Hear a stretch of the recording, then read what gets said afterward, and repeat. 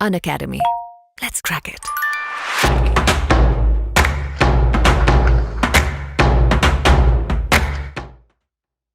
हम बात करते हैं आगे।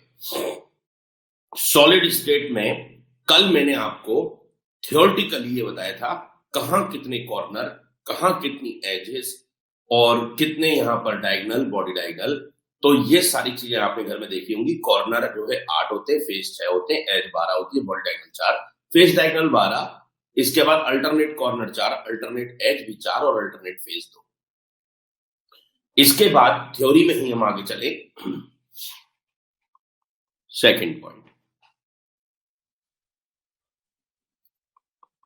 if a particle present at corner, present at particular location in a cube, then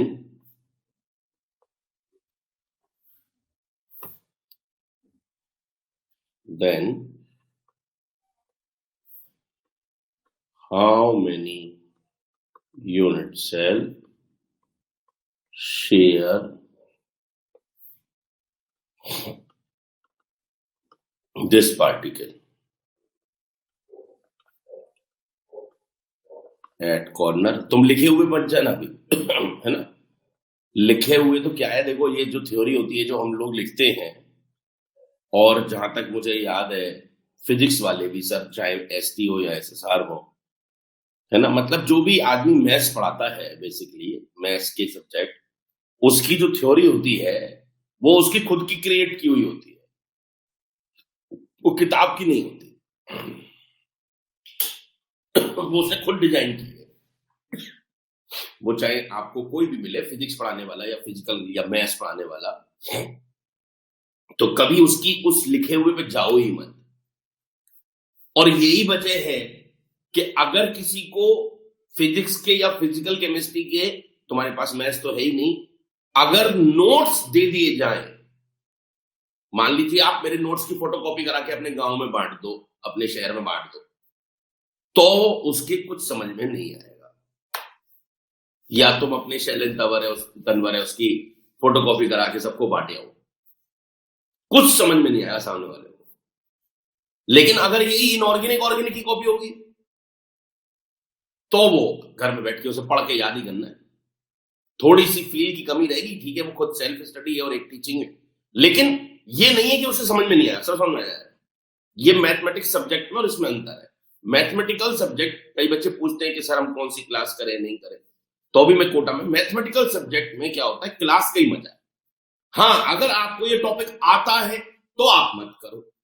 कल परसों भी कुछ बच्चों ने कॉल लगा के पूछा था कि सर हमें, मान लीजिए कभी कभी ऐसा लगता है कि जैसे हमें वो टॉपिक आता है, अगर आपको लगता है कि सॉलिड स्टेट आता है, मत करो आप, क्या जरूरत है, 1.5 घंटे क्वेश्चन करो कर, ठीक है ना। इसमें कोई दिक्कत थोड़ी है कि आप आके मेरी क्लास करोगे तभी जो है ना, मुझसे प्यार है, नहीं तो नहीं प्यार है। अरे भाई मुझसे प्यार है, सिलेक्शन हो जाए बस, खत्म कहानी, क्या करना है ठीक है ना। तो लेकिन अगर किसी को अंदर से फील है सॉलिड स्टेट नहीं आता है, तो उसे लिखे हुए से समझ में नहीं आएगा, सुनना पड़ेगा उसे। क्योंकि लिखी हुई जो थ्योरी है, मैंने बताया ना कि ये हमारी खुद की क्रिएट की हुई है। इसमें इसके क्या भाव है, हिंदी में एक वर्ड होता है भाव, भावार्थ। अब वो भावार्थ का इंग्लिश में मीनिंग है कि उसके क्या मीनिंग्स है, ठीक है ना, उससे क्या निकल रहा है, उससे क्या कंक्लूजन है, वो हम ही जब क्लास में होते हैं तब बता सकते हैं। बाद में तो ये पन्ना रद्दी है, ठीक है। चलिए, तो हम स्लाइड हटा देते हैं, अब बात करते हैं दोबारा से। कमरे के अंदर आ गए सब लोग, सुबह सुबह चाय लेके बैठ जाओ, लेकिन चाय बैठ जाओ, ठीक है, कमरे के अंदर। और जब हम आंखों से और हाथ से कोई डिस्को करे तो तुम भी करते रहना। चलिए, सबसे पहले मैं आपको ये बता दूं कि आप जिस रूम में बैठे हो, इसके साथ एक कंडीशन जुड़ी हुई है कि it is the smallest part of that solid crystal lattice, जिसमें आपके कमरे के जैसे बहुत सारे कमरे हैं, आपके कमरे के ऊपर भी कमरा है, आपके जो नीचे जहां पैर रखे हैं आपके, यानी कि धरती, उसके नीचे भी कमरा है, जमीन के नीचे भी कमरा है, मुंह के सामने जो दीवार है उसके आगे भी कमरा है, पीठ के पीछे मेरे जो दीवार है उसके पीछे भी कमरा है, मेरे लेफ्ट में जो है वहां भी कमरा है, इधर भी कमरा है, और उनके आगे भी कमरे हैं। मतलब कमरे ही कमरे। हम तो ये मान के चले कि चारों तरफ कमरे कमरे, हम किसी एक बीच में किसी कमरे में बैठे हुए, हम बीच में किसी कमरे में बैठे हुए, हम ये मान के चले। ठीक है जी। अगर हम ये मान के चले कि हम एक होटल या हॉस्टल के ऐसे रूम में बैठे हैं जिसके ऊपर नीचे दाएं बाएं वालों के आगे, ऊपर वालों के और ऊपर, नीचे वालों के और नीचे, पीछे वाले के और पीछे, सब तरफ रूम ही, उसमें एक हम बैठे। अब मैंने आपसे ये कहा कि अगर आप जाओ और उस कॉर्नर पर, कॉर्नर से समझते हैं जो लंबी पट्टी वो एच, उंगली करके कोने में करी कॉर्नर, ऐसे करी कॉर्नर, नीचे कॉर्नर, उधर नीचे कॉर्नर, ऊपर कॉर्नर, इधर कॉर्नर, नीचे कॉर्नर, इधर कॉर्नर। कितने कॉर्नर? 8। ये 2 ऊपर 2 नीचे, 2 ऊपर 2 नीचे, 8 कॉर्नर। तो तुम 8 छोड़ो, आप तो एक कॉर्नर पर जाओ, है ना, क्योंकि जो उस पे होगा वो सब पे होगा, तो हम किसी एक जगह देख ले, क्या फालतू परेशान होना। तो हम उस कॉर्नर पे गए, और छेनी हथौड़ी समझते नहीं हो तो, है ना, एक छेनी आती है और एक हथौड़ी आती है, जब कभी कोई मजदूर होता है धर धर करके तोड़ता है, जब कोई दीवार विवाल तोड़नी हो, कहीं छेद करना हो, तो छेनी हथौड़ी जो लोग समझते हैं, क्योंकि कई बार भाषाओं का भी बदलाव हो जाता है तो गड़बड़ हो जाती है। मैं यूपी का रहने वाला हूं तो यूपी वाले तो समझ जाएंगे फट से छेनी हथौड़ी मतलब क्या, ठीक है ना। और यूपी वाले बच्चे तो क्या है, बचपन से इन चीजों में इंटरेस्ट भी रखते हैं कि पढ़े पढ़े तो पढ़े, नहीं तो छेनी हथौड़ी, प्लम्बरिंग, इलेक्ट्रीशियन कुछ तो कर ही लेंगे, ठीक है ना। उन लोगों को तो शौक होता है बचपन से कि भैया ठीक है, पढ़ पाए तो पढ़ पाए, नहीं तो इतनी सारे एक्सपर्टाइजेशन बचपन से रखते हैं कि कुछ ना कुछ तो कर ही लेंगे, ठीक है। तो छेनी हथौड़ी से जाकर उस कोने पर छेद कर दो। आपने उस कोने पर ड्रिलिंग कर दी। अब ड्रिलिंग कर दी तो वहीं छेद हो गया। मेरा ये कहना है कि आपने तो छेद यहां पे किया अपने रूम में उस कोने पर, लेकिन एक्चुअल में ये छेद कितने कमरों में हो गया, ये मेरा क्वेश्चन है। अब आप अपने रूम से निकलो और हर हॉस्टल या होटल में हर बंदे का दरवाजा खटखटाओ और हर कमरे में घुस के झांक के आओ कि वो जो मैंने अपने रूम में वो उधर छेद किया था वो कितने लोगों को दिख रहा है। अब पहले तो सोचो कि दिखेगा कि नहीं दिखेगा, दिखेगा कि नहीं दिखेगा, दिखेगा यार। क्यों दिखेगा? क्योंकि अगर आप, है ना, हालांकि मैं ये सब बनाना बनाना कुछ नहीं चाहता, क्योंकि जो मजा कमरे में सोचने में है वो किसी में नहीं है, ये मेरी पर्सनल फीलिंग है। लेकिन फिर भी देख लो, मान लो मैं थोड़ी देर के लिए इन दोनों को ज्वाइन कर लूं, ठीक है ना, ऐसे ये रूम हो गया ना। ये मैंने कल ही लिया मोबाइल, वो जो है ना ये वाला मेरा खराब हो गया था, और एप्पल वाले का क्या है, मैंने कहा ना थोड़ा सा वो रख तो रखा है लेकिन उतना मजा नहीं आता वो जो एंड्रॉइड वाला है। तो फिर मैं कल भाग भूग के ये मोबाइल खरीद के लाया रात। तो ये जो है यहां पे जोड़ा, ये मेरा रूम है, समझ गए ना। ये देखो मैंने ऐसे बनाया हुआ है, ये मेरा रूम है, ये मेरा रूम है जिसमें मैं बैठा हूं, और मैंने इस कोने पे छेद किया हुआ है। अगर मैंने इस कोने पे छेद किया तो जो मेरे इधर रूम है, इधर वाला बगल वाला, उसको भी दिखाई देगा ये तो। और जो मेरे आगे रूम है, इसके आगे रूम, इसके आगे जो रूम है उसको भी दिखाई देगा। और जो इधर रूम है, ये ऐसे करके 4 हो गए ना। अगर मैं इसको पकड़ लूं तो ये 4 हो गए कि नहीं हो गए? एक मेरा रूम, एक मेरे बगल वाला, एक इसके आगे वाला, एक इसके आगे वाला, और चारों में ये दिखाई देगा। क्योंकि ये जो पॉइंट है ये मेरे रूम में भी इधर है, इस वाले रूम का भी इधर है, इस वाले रूम का भी इधर है, और इधर वाले का भी इधर है। तो अगर मैं इसका प्लस बना लूं, ऐसे प्लस, इसको बढ़ा लूं और इसको बढ़ा दूं, तो 4 कमरे हैं इधर बेसिकली। देख लो, तो चेक कर लो, एक मेरे इधर मुंह की तरफ, एक तुम्हारे इस तरफ, एक इधर और एक उसके आगे। तो बेसिकली ये 4 कमरे, 1 2 3 4, चारों में ये पॉइंट कॉमन है कि नहीं है? इसका मतलब अगर यहां पर ड्रिलिंग कर दे अपने रूम से और इन चारों के दरवाजे दरवाजे खुलखुलाए तो छेद दिखाई देगा वो वाला। अब वो बात अलग है, मेरे को आंख यूं करनी पड़ रही है, मैं पड़ोसी के यहां जाऊंगा तो उसे यूं करनी पड़ेगी, वो एक अलग बात है। क्योंकि जो होल मेरे यहां यूं हुआ है वो मेरे पड़ोस वाले के यूं हुआ है, क्योंकि उसकी पोजीशन बदल जाएगी। मेरे इधर हुआ है और जब उसके कमरे में घुस के जाऊंगा तो वो यूं देखेगा कि उसके उधर हुआ है। तो इसका मतलब अगर ये प्लस पे हमने यहां पे कर दिया कॉर्नर पर छेद, तो ये मेरे आगे वाले, मेरे पड़ोस वाले, मतलब पड़ोस में कौन सा, लेफ्ट वाला पड़ोस, और उसके आगे वाले में कॉमन। तभी आपके दोस्त ने कहा यार और कमरे खुलवा ले, और कमरे खुलवा ले जरा अगल बगल के। तो आपने उसको बोला नहीं नहीं, क्योंकि इन चार के अलावा जो इसके पीछे रूम है उसे इस कोने से क्या मतलब, या कह लो कि मेरे आगे के और आगे वाले को इससे क्या मतलब। वो मेरे आगे, मुंह के आगे जो कमरा है उससे और आगे वाला कमरा, उसे तो दूर दूर तक इससे मतलब नहीं है। तो आपके फ्रेंड ने बोला कि लाओ यार सबके खटखट खटखट खटखट, तो तुमने कहा नहीं नहीं, ऐसा लग रहा है कि ये कॉर्नर बस हम चार में कॉमन है, लेकिन और इस दरवाजे खुलवा के आपको कुछ नहीं मिलेगा। जैसे अब आपके सीधे हाथ में जो पड़ोसी रहता है, सीधे हाथ का जो दीवार है, उस दीवार के पीछे कमरा है, उसमें बंदा रहता है, तो उसे इतनी इस कॉर्नर से कोई मतलब नहीं, दूर दूर तक उसका इस कोने से कोई मतलब नहीं है, ठीक है ना।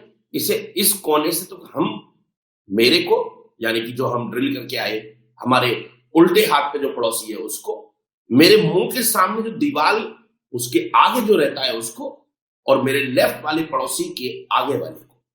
यानी कि सिंपल भाषा में अगर मैं इस मोबाइल से प्लस बना दूं, प्लस ऐसा मतलब इस वाले मोबाइल को, नीले वाले को इधर आगे कर लो और इस एप्पल वाले को और आगे कर लो, तो प्लस बन जाएगा। चार कमरे बन गए प्लस का मतलब, और चारों कमरों में ये कॉर्नर कॉमन है। ये आपने अपने फ्रेंड को बोला। जब उसने बोला कि और दरवाजे खुला ले, तो तुमने कहा कि नहीं नहीं, श्योर है कि और में नहीं मिलेगा, ठीक है ना। तब तुमने कहा कि यार अपनी फ्लोर तो हो गई, अब जरा अपने ऊपर वाली फ्लोर पे चलते हैं। अरे भाई अपनी मंजिल तो अभी तो तुमने अपनी वाली फ्लोर देखी, अब अपने ऊपर चलो। तो तुम्हें ऊपर गए, अब जब तुम ऊपर गए तो ये जो चार कमरे हैं इनके ऊपर भी चार कमरे हैं, ऐसे एक रूम इधर, अरे भाई जैसे ये रूम है इसके ऊपर भी तो एक रूम है, तो इसका मतलब उन चारों के यहां जमीन की तरफ जो नीचे छेद है, तो ये एक दो तीन चार में तो यहां कॉमन है, और इन चारों के ऊपर जो चार कमरे उसमें भी ये कॉमन है, बाकी उनके ऊपर और उसके नीचे उसके दाएं और कहीं नहीं, लेकिन चार तो नीचे कॉमन है, और यही कॉर्नर इसी के चारों के चार कमरे ऊपर बना दे तो उसमें भी कॉमन है। इसका मतलब ये कॉर्नर 8 कमरों में कॉमन। तो आंसर आ गया 8। कुछ समझ में आया?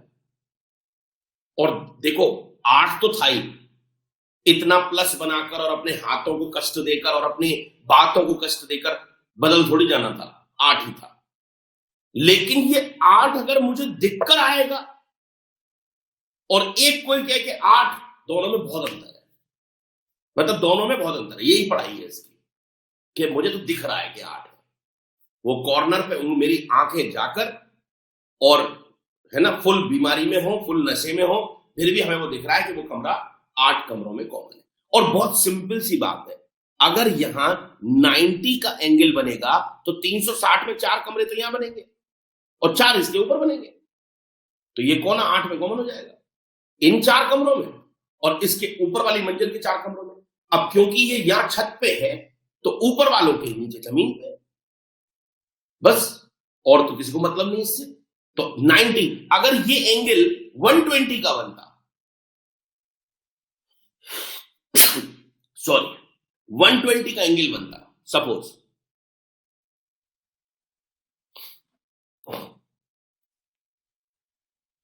ऐसा,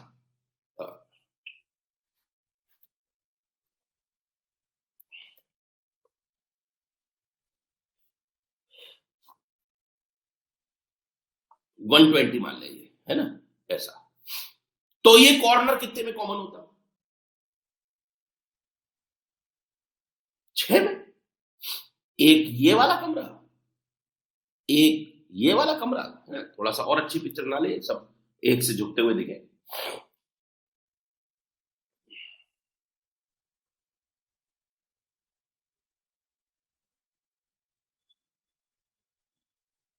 एक ये रूम, एक ये रूम, एक ये कॉर्नर कमरा होता, एक कमरे में, 2 कमरे में, 3 कमरे में, और 3 कमरे इसके ऊपर बना दो, तो ये 6 में कॉमन होता। 120 एंगल बनता तो 6 में कॉमन होता, 90 एंगल बन रहा है तो 4 में नीचे कॉमन है, 4 में ऊपर कॉमन है, खत्म बात। मैस इज द जवाब ऑफ कंफ्यूजन, कि भाई अगर इस कोने पे 90 का एंगल बन रहा है और तुम पढ़ तो क्यों भी रहे हो, तो इसे तो हटा ही दो। हाँ, वो एक बात करी हमने कि 120 बनता तो कितने में कॉमन होता? अगर 60 का डिग्री एंगल बनाए, 60 का एंगल कोने पे बने तो 6 कमरे नीचे, 6 कमरे ऊपर। 90 का बने तो 4 नीचे, क्योंकि 360 में कितने बनने? पूरा तो सर्किल 360 का है ना। इतनी मैच तो आती है, 360 पे 4 बनेंगे, 4 ऊपर बनेंगे, 8 होगा। 120 होगा तो 3 नीचे बनेंगे, 3 ऊपर बनेंगे। 60 होगा तो 6 नीचे बनेंगे, 6 ऊपर बनेंगे। तो एक्चुअली ये सारी बातें एंगल की है ना। तो बच्चे को क्लियर कट है कि कहां कितना कॉमन। चलिए, मेरी मेहनत हो गई, ठीक है। केस 3 आ गया, केस 3 आ गया। Face centred cubic unit cell, FCC, face centred cubic unit cell, कि अगर इसमें 8 बॉल यहां हैं तो 6 बॉल और हैं फेस पर। ये अपने प्यार से जैसे भी चाहो कॉपी पे बना लो, 6 बॉल और, ठीक है। और सेम बॉल, एफसीसी तभी है, बॉल अलग होगी तो एफसीसी नहीं है। सेम व्हाइट बॉल अगर कोने पर है, सेम व्हाइट बॉल अंदर है फेस पर, तभी ये एफसीसी है। एफसीसी अगर है तो फटाफट बताओ कि एफसीसी में कितने आंसर आने चाहिए। तो बच्चे ने कहा सर कोने से कोने 3, ए √2 ए √3 है, और कोने से फेस आते ही 2 और जुड़ जाते हैं, कोने से फेस आते ही 2 और जुड़ जाते हैं। अगर पीछे याद हो तो एक होता है a/√2 और एक होता था √1.5a, शायद कुछ ऐसा आया था। √1.5a आया था क्या, देख लेते हैं पीछे। ये याद नहीं रहते, है ना, थोड़ा रटेंगे तो याद हो जाएंगे, नहीं तो मत पर रटो, कोई दिक्कत नहीं। √1.5 इसका मतलब ये दूरियां हो गई। अब मैं अगर क्या कर दूं, डिस्टेंस बिटवीन नियरेस्ट पूछो, नियरेस्ट या नेवर पूछो, नियरेस्ट पूछो तो तुम क्या करोगे, नेक्स्ट पूछो, नेक्स्ट नियरेस्ट, सारा सेम। नेक्स्ट टू नेक्स्ट पूछो, नेक्स्ट टू नेक्स्ट, क्या करोगे, next to next to next पूछो, next to next to next, एक और next, next to next to next, और एक और next, next to next to next to next. अबे कितनी भी नेक्स्ट पूछते रहो, हम तो कुछ नहीं करेंगे, इन 5 को आरोही क्रम में लगा देंगे। आरोही क्रम क्या होता है, हिंदी स्कूल वाले समझ गए होंगे जो 2-4 हिंदी में पढ़े हैं बचपन में, ठीक है ना। आरोही क्रम का मतलब इंक्रीजिंग ऑर्डर, इनको हम उठाकर इंक्रीजिंग ऑर्डर में लगा देंगे। सबसे छोटा मुन्ना तू, मुन्ने के बाद बड़ा मुन्ना, इस मुन्ने के बाद √2a बड़ा के √5a, अबे 1.5a, फिर अगला मुन्ना √1.5a, तो अगला मुन्ना √2a, उसका अगला मुन्ना एक खत्म। ये 5 थे ना, 1 2 3 4 लग गए, तो फिर क्या बचा, √3a लग गए 5। साले पूछना कितनी दूर तक पूछेगा मैथ्स, 5 लग गए, मैं तो सारे आंसर मानूं। लेकिन अगर वो हमसे रेडियस पूछवाएगा तो ये गोले टच होंगे जो पहले पड़ोसी हैं, ये ही पहला पड़ोसी ही R और A का रिश्ता देगा। बताओ बात समझ में आई कि नहीं, और मेरी क्लास भी खत्म होने आई। बस इससे ज्यादा मैं नहीं चटूंगा आपको। मुझे बताओ क्या आपको पूरी बात समझ में आ गई? पूरी बात समझ में आ गई क्या?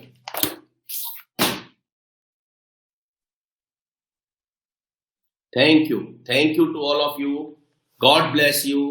आप घर जाओ, एक बार सब देखो, क्वेश्चन सब मैं क्लास में करा लूंगा। कोई परेशान मत होना कि मेरे को एनसीईआरटी पढ़ूं कि मॉड्यूल पढ़ूं कि क्वेश्चन करूं, कुछ नहीं करना है, कुछ नहीं करना है। ज्यादा से ज्यादा जो क्लासें होती जाती हैं उनको रिवीजन कर लिया करो, बस 5-10 मिनट। एनवी सर के लिए आप अपने दिन का सबसे कम समय खर्च करोगे, फिर भी मैं आपके सारे क्वेश्चन सही करा दूंगा। बस ये कि मेरा कहना मानते रहना, ठीक है। थैंक यू भाई।